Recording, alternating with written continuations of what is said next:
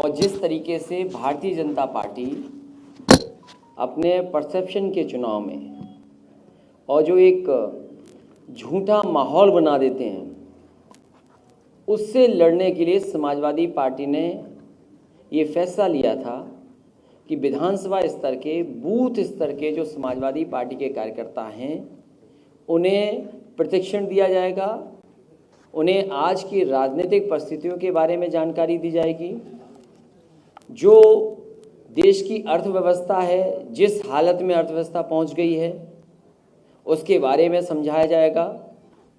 देश के सामने किस तरीके से भारतीय जनता पार्टी ने संकट पैदा किया है और अभी तक भारतीय जनता पार्टी के जितने भी फैसले हुए हैं, उन फैसलों ने न केवल उत्तर प्रदेश बल्कि देश को पीछे किया है, अर्थव्यवस्था को चौपट किया है।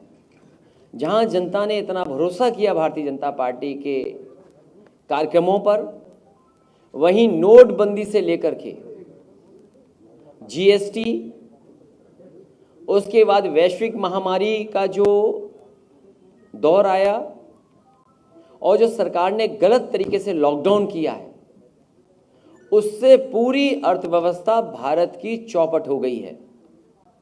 अर्थव्यवस्था लगातार नीचे जा रही है।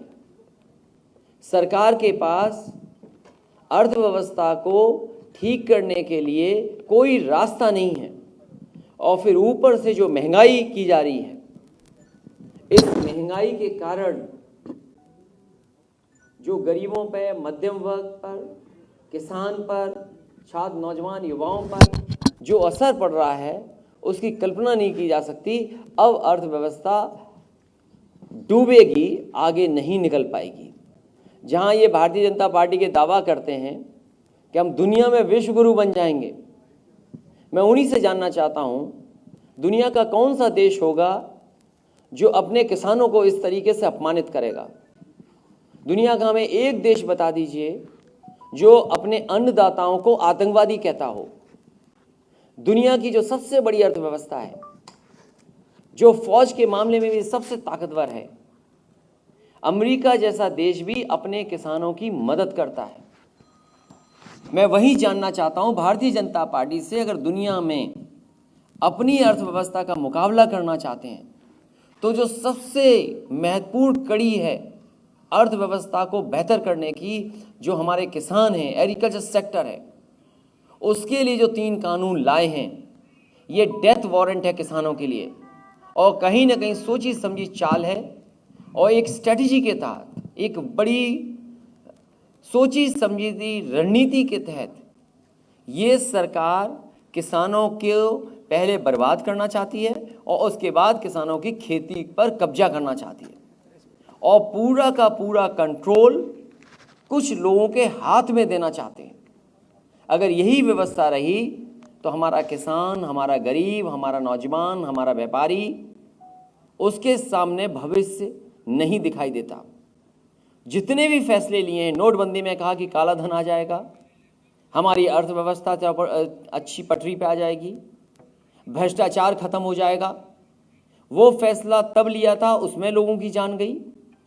मैं जानना चाहता हूं कि कितनी अर्थव्यवस्था उसकी वजह से बेहतर हुई है और कितना भ्रष्टाचार खत्म हो गया।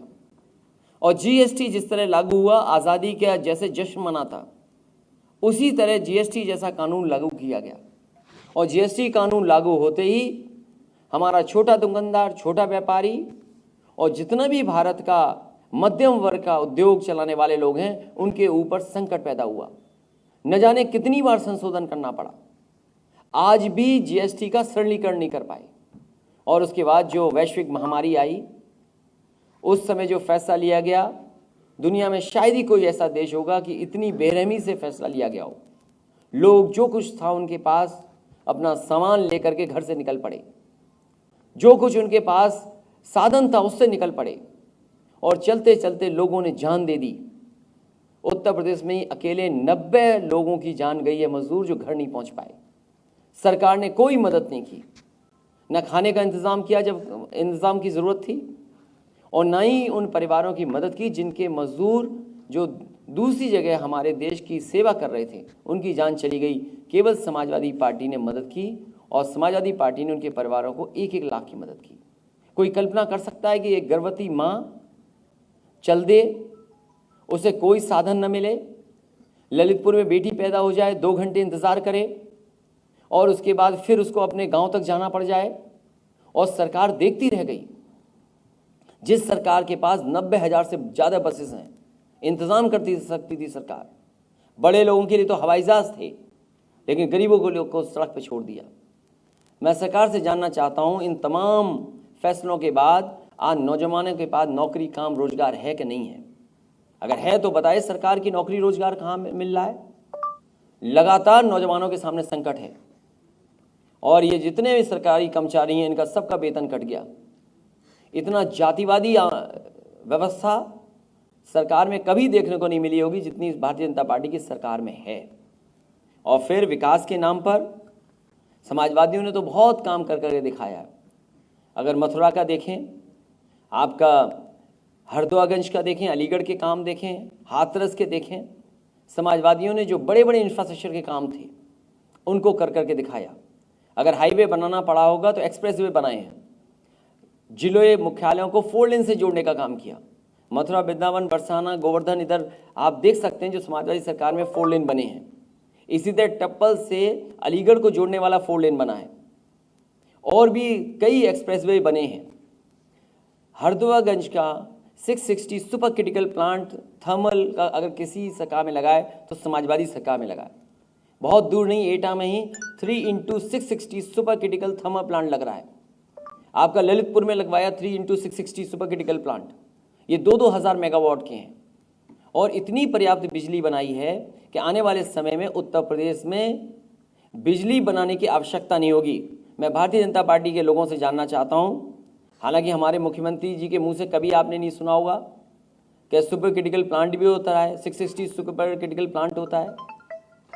अगर एक भी कोयले से बनने वाली बिजली 1 मेगावाट भी ऐड किया हो तो बता दे हमें सरकार। ट्रांसमिशन लाइंस में बड़े काम किए हो तो बता दे सरकार। सब स्टेशंस को बनाने में काम किया हो तो बता दें। डिस्ट्रीब्यूशन में जो काम हो रहा हो तो वो बता दें। केवल एक काम किया है, लगातार बिजली के बिल बढ़ाए हैं और इतनी बिजली महंगी हो गई है कि अब उत्तर प्रदेश में कोई इन्वेस्टमेंट करने नहीं आएगा और अगर इन्वेस्टमेंट कर भी देगा तो शायद वो कारोबार नहीं चलेगा। वो दूसरे प्रदेश से बनने वाले सामान या जो उत्पादन हो रहा है उससे मुकाबला नहीं कर पाएगा। जो कुछ समाजवादी पार्टी कर सकती थी अपने समय में किया। मैं तमाम ऐसे योजनाएं हैं जो आपको भी मैंने बांट दी हैं। अगर आप चाहें तो समाजवादी पार्टी के हम लोग फिर बता सकते हैं आपको। कई 100 करोड़ उत्तर प्रदेश की सरकार जो समाजवादी पार्टी थी, मथुरा वृंदावन के लिए काम दिया है। वृंदावन में सड़कें कैसे बेहतर हों, स्ट्रीट लाइटिंग कैसे बेहतर हो, LED लाइटिंग कैसे हो, अगर साइकिल ट्रैक भी बनाना पड़ा तो वो बनाया। और जो आपके कई उलझे हुए काम थे उन कामों को भी ठीक करने का काम समाजवादी लोगों ने किया। बहुत सारे काम हैं। गोवर्धन का जितना सुंदरीकरण हो सकता था वो किया। मुझे खुशी है इस बात की कि हमारे साथ विनीत नारायण जी बैठे हैं और सबसे पहले मथुरा वृंदावन के लिए अगर कोई प्रस्ताव लेकर के आया था जो मथुरा वृंदावन से लगाव रखते हैं तो वो विनीत नारायण जी हैं। उन्होंने कहा कि मथुरा वृंदावन के लिए काम होना चाहिए। उसी समय सरकार ने फैसला लिया और एक गठन किया बोर्ड का। मैं जानना चाहता हूं कि बोर्ड के गठन के बाद जो मंशा थी बोर्ड की कि इसमें वर्ल्ड क्लास आर्किटेक्ट हो, वर्ल्ड क्लास लैंडस्केपिंग का कोई लैंडस्केप करने वाला हो या कोई टाउन प्लानर हो, कोई एस्थेटिक को देखने वाला हो। मैं समझता हूँ हेरिटेज, यहाँ की हिस्ट्री, यहाँ का रिलीजियस कनेक्शन, चाहे वो बौद्ध धर्म से हो, जैन धर्म से हो, चाहे हिंदू धर्म से हो, इन सब के बारे में कोई अगर जानकारी रखता हो, अगर ऐसा एक्सपर्ट आया हो तो बता दें। मथुरा वृंदावन में कोई बड़ा काम किया हो तो बता दें। मुझे याद है उस समय जब रिवर फ्रंट यहाँ का दिया गया था यमुना का, यही भारतीय जनता पार्टी के लोग गंगा का पानी पी करके, यमुना का पानी पी करके ये कसम खाते थे कि हम यमुना साफ कर देंगे, हम गंगा साफ कर देंगे। अभी जब मुख्यमंत्री जी आए थे तो सोचो कितना अच्छा बहाना बता के गए। बोले कि उत्तर प्रदेश में जो यमुना गंदी है वो दिल्ली की वजह से गंदी है। तो मैं मुख्यमंत्री जी से जानना चाहता हूं कि उत्तर प्रदेश में तो वो खुद गद्दी पर बैठे हैं, दिल्ली में बता दे गद्दी पर कौन बैठा है और जिसकी वजह से यमुना गंदी है। और ये बात सच है, जब तक गंगा में जुड़ने वाली नदियां, चाहे वो काली नदी हो जो कन्नौज में जुड़ जाती है, चाहे यमुना और चंबल इटावा में जुड़ करके संगम में जुड़ जाती हैं, अगर ये नदियां साफ नहीं होंगी तब तक गंगा साफ नहीं हो सकती। और ये यमुना को लेकर के न जाने कितना आंदोलन हुआ। मुझे वो समय याद है कि जिस समय हमारी पार्टी के सदस्य हमारे बगल में बैठे, इन्होंने सुझाव दिया था कि अगर गंगा का पानी जोड़ दिया जाए यमुना में, और बहुत साधारण तरीके से जोड़ा जा सकता है, वो काम शुरू हो गया था और शुरू हो जाता सरकार में, बैराज भी बन जाता। लेकिन इस सरकार के जाने के बाद जितने भी प्रस्तावित कार्यक्रम थे, योजनाएं थी, वो सब ठप कर दी। रिवर फ्रंट शानदार बन जाता, वो खत्म कर दिया। तो ये सरकार है विनाश करने वाली, विकास करने वाली नहीं है सरकार। इतना असत्य बोलने वाली कोई सरकार आज तक उत्तर प्रदेश में नहीं आई होगी जितना ये भारतीय जनता पार्टी की है। इनका एक ही काम है, नाम बदलो, रंग बदलो।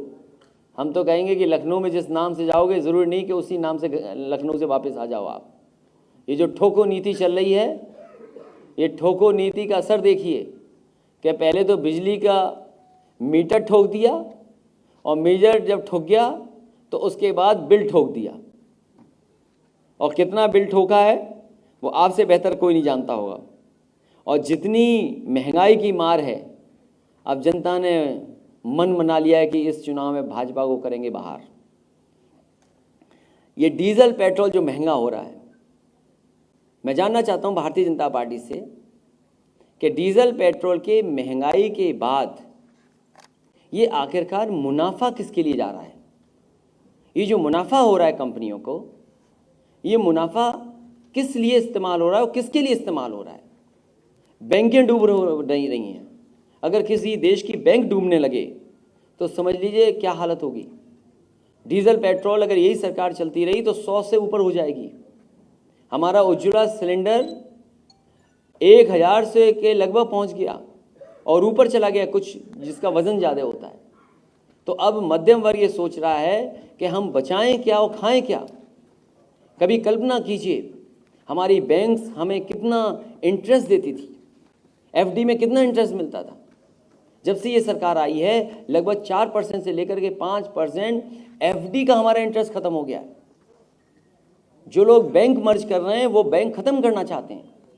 इसलिए आज प्रत्येक शिविर में हम समाजवादियों ने तय किया है कि मथुरा, वृंदावन और उत्तर प्रदेश के विकास के लिए जो समाजवादी पार्टी का विज़न था, जो समाजवादी पार्टी ने ब्लूप्रिंट तैयार किया था, जो समाजवादी पार्टी का रोड मैप था, वही असली विकास का रोड मैप है।